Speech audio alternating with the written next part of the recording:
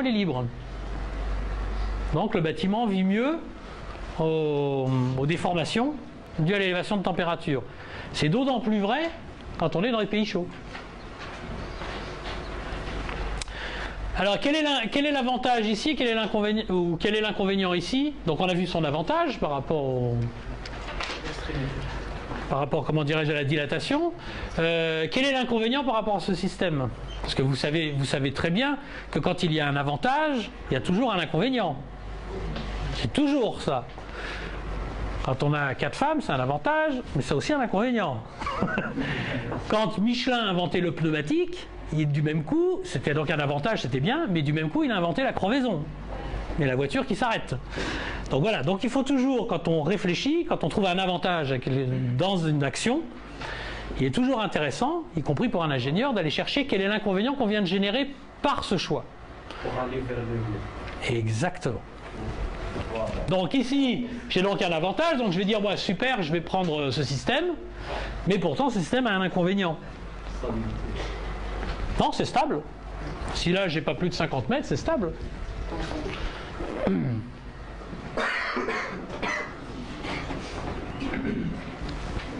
Qu'est-ce que fait le vent sur un bâtiment? Dans les deux,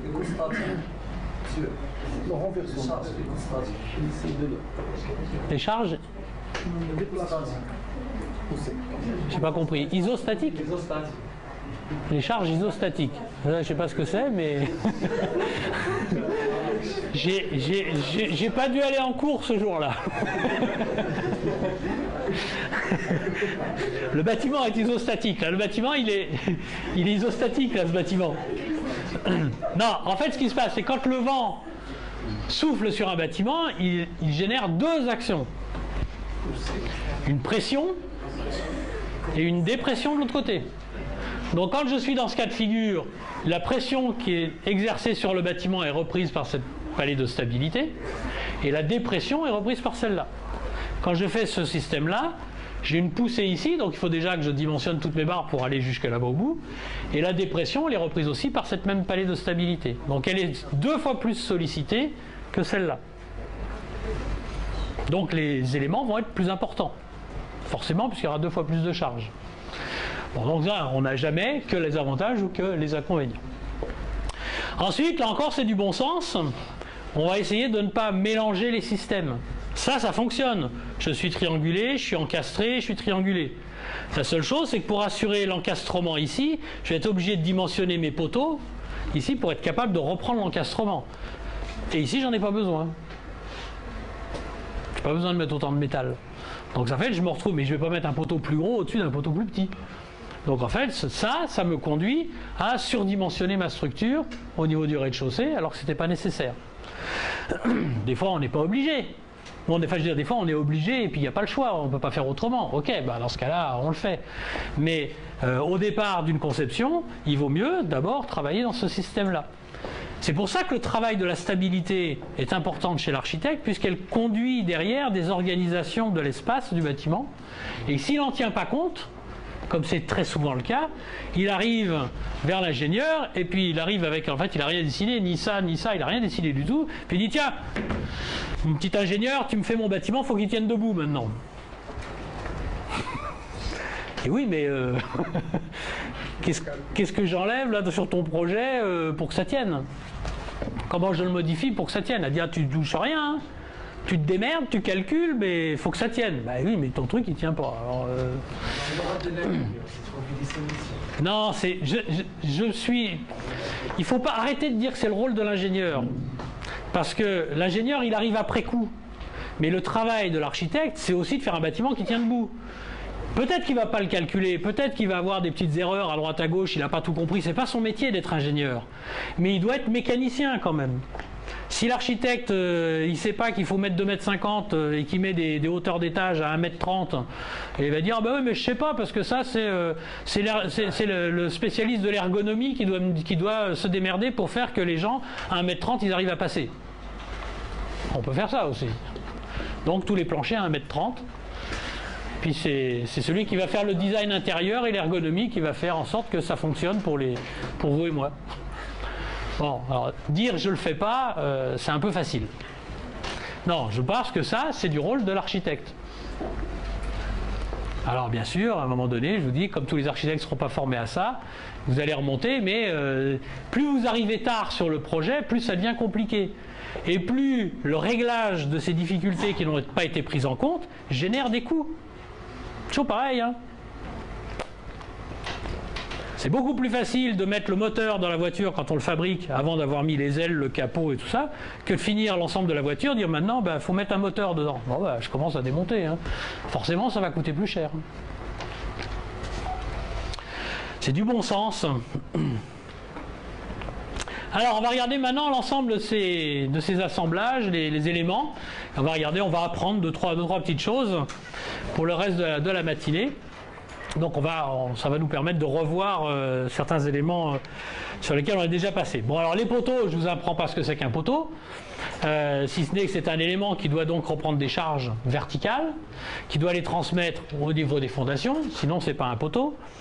Et dans la construction métallique, la grande particularité, c'est bien évidemment, c'est que ces poteaux, ils vont être sollicités certaines fois en compression, certaines fois en traction. Donc ça, c'est la chose vraiment une différence par rapport aux poteaux béton qui, généralement, par leur masse, sont très peu sollicités en traction. C'est-à-dire que même, en fait, la traction qui pourrait intervenir sur un poteau en béton, c'est plutôt un allègement de la charge qu'un réel effort en traction. Donc le dimensionnement des fondations doit prendre compte ce phénomène. Alors, voici des pieds de poteau. Donc vous les voyez, vous avez vu en élévation, vu en plan. Et donc ce qu'on vous demande, c'est là la question par exemple, c'est de me dire lequel est encastré, lequel est articulé. Ça à votre avis, c'est comment? Ça à votre avis, c'est comment? Alors, quand vous me dites c'est d'articuler, je me pose pas de questions. Si vous considérez que c'est articulé et qu'en fait il est encastré, quand vous aurez fini vos calculs, au pire, ce que vous pensiez être isostatique sera hyperstatique. Ça va pas changer grand-chose. En revanche, quand vous me dites un poteau est encastré et qu'il ne l'est pas, là ça va vous changer des choses. Donc quand vous me dites articulé, ok, ça me va. Quand vous me dites celui-là est encastré, première chose que je me dis, est-ce que vraiment il est encastré? Non. Pour qu'il soit encastré, qu'est-ce qu'il faut pour que ça, ce soit vraiment un encastrement? Ça, c'est la réponse technique. Mais de quoi il faut s'assurer pour que ce soit pas une articulation? C'est qu'il ne puisse pas bouger. Qu'est-ce qui pourrait faire que ce système bouge? Soit qu'il n'y ait pas assez de métal ici, c'est-à-dire qu'il soit capable de plier. Bon, ok, bon ça, on va le calculer, pas de problème. Et après, il faut que son appui ici, donc la liaison qui est faite par les 4 boulons, l'empêche de bouger. Si par exemple cette épaisseur de métal ici est trop fine, il va pouvoir avoir du flambement entre les 2 boulons. Et donc en fait la tôle, elle va pouvoir plier. Et si elle plie, j'ai créé une articulation. Donc soit la platine elle est épaisse. En fait après il y a les solutions. La platine peut être très épaisse. Il peut y avoir des renforts pour l'empêcher de voiler. C'est-à-dire que je peux très bien avoir ce qu'on appelle les goussets qui empêchent justement des raidisseurs pour empêcher la platine de bouger. De telle manière à me dire effectivement là je suis sûr et certain que ça, c'est bel et bien encastré. Donc quand on voit ça, moi quand je montre ce dessin, je me dis, on a voulu faire un encastrement. Pourquoi? Parce que, par définition, on n'a pas fait ce qu'on a voulu être une articulation. Pourquoi ça, c'est une articulation? Tout simplement parce que le point de fixation est à l'intérieur du polygone de sustentation. Il est à l'intérieur. Vous ne pourrez jamais, vous prenez un tube, vous pourrez lui mettre la fixation que vous voulez au centre et serrer tout ce que vous voulez, vous pourrez faire tout ce que vous voulez, ça ne sera jamais un encastrement, ce sera toujours une possibilité de rotation. Vous savez, en France, il y a beaucoup de musulmans, mais il y a des catholiques. Vous connaissez le symbole des catholiques? Le pauvre gars qui en a mis... voilà. Alors vous imaginez... voilà. Alors, donc je prends cette image, vous imaginez un gars, vous le mettez par terre, vous mettez les 2 pieds l'un sur l'autre, vous mettez un clou. Est-ce qu'il va... Même si vous tapez très fort, est-ce que vous croyez que le gars, il va pas bouger? Non. Donc ça, c'est exactement le même principe. Dès qu'on attache par le centre, ça ne peut pas être encastré. Donc là, quand on voit ça, c'est sûr et certain, je n'ai même pas besoin de me poser de questions, je suis sûr que ça, c'est une articulation. Donc quand on sort de ce schéma-là, et qu'on arrive à celui-là, c'est qu'on n'a justement pas voulu faire ça. Donc on n'a pas voulu faire d'articulation, mais la question c'est, est-ce qu'on est quand même, est-ce qu'on a mis ce qu'il fallait pour que ce soit un encastrement? Si je ne suis pas sûr, voilà. Si je n'en ai pas la certitude, par exemple, on me demanderait de faire le calcul d'une structure où j'ai ça, et je suis incapable de calculer ce qui se passe là, ben je dis, moi, je considère ça comme une articulation, et je ne me pose pas de questions. Jusqu'à preuve du contraire, si on ne me prouve pas par A plus B que c'est bien encastré, je considérerais que c'est une articulation. Alors maintenant, donc voilà, si par exemple un poteau où là c'est clair, alors ça se calcule encore, hein, parce que là on peut très bien se dire le poteau ici peut-être qu'il va bouger, mais ça là c'est clair qu'on a mis de l'épaisseur, on a mis des raidisseurs, donc on a bien dit là au bas, on est bien campé sur nos positions. Là encore, les assemblages se calculent. Je ne sais pas si on fera chez vous l'apprentissage des calculs de pieds, d'articulation et de compagnie et d'encastrement. Enfin ça, les assemblages, le calcul des assemblages fait partie du calcul d'une charpente métallique. Et là, vous comprenez tout l'intérêt. Parce que si vous avez fait ça, mais qu'en fait les efforts sont tels que le poteau il plie ici, c'est-à-dire que l'âme ici, ça c'est un poteau qui est en caisson. Si ce poteau, l'âme ici est capable de plier sous l'effet d'une poussée, il n'y a plus, c'est encore une articulation. Notamment à l'endroit des goussets ici, où on fait un point de levier sur le moment. Et donc si la tôle ici n'est pas capable de reprendre l'effort et qu'elle voile, bon, il y a destruction du poteau, effectivement, mais ça ne se voit pas. En revanche, dans la stabilité, ça ne se voit pas parce qu'on est toujours dans le domaine élastique, mais il n'empêche que le bâtiment, il bouge. Alors, un pied de poteau, comment c'est? Il y a forcément deux actions. La première, qui est celle de se dire je descends des charges. Et puis la deuxième, c'est de se dire mon poteau il peut être sollicité en traction, donc il va monter. Et les deux mécanismes sont indépendants l'un de l'autre. Ce qui va se passer, ce qui va faire que je peux transmettre des efforts de compression, c'est qu'il y a une liaison permanente ou continue entre mon acier, la platine, et le massif de fondation en béton. Ce qui va faire que je ne peux pas sortir, c'est pas ça. C'est des reprises au niveau des fondations, de barres à l'intérieur du massif de fondation, et ce que l'on appelle des crosses, qui sont ici, et qui vont donc s'accrocher en bas. Quand je vais tirer mon poteau, ce qui est sollicité, c'est la tige ici, ce qu'on appelle la crosse, sur la barre, et quand je travaille en compression, c'est directement sur le massif de fondation. On a donc bien deux actions différentes. Ça, c'est du rôle du maçon.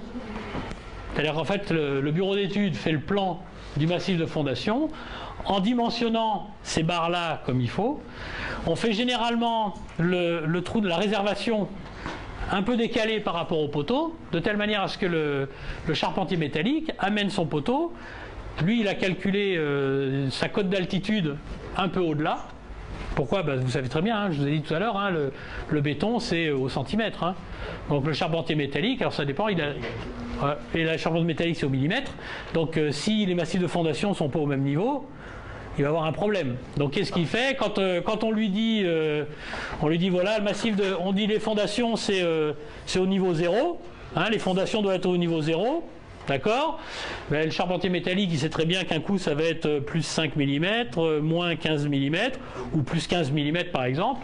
Ben, il ne s'embête pas, lui il dit, moi, ce que je fais, ma cote 0, c'est-à-dire le dessous de mes poteaux, je le mets à une cote qui va être, je sais pas, par exemple, plus 40 mm. Donc en fait, lui, son niveau 0, c'est à plus 40 mm. Les fondations sont faites, quand il arrive, il a un poteau qui est ici, il en a un qui est plus bas, il s'en fout, il règle sa cote d'altitude, il va caler l'élément avec du bois, avec du métal, avec ce qu'il veut, il cale,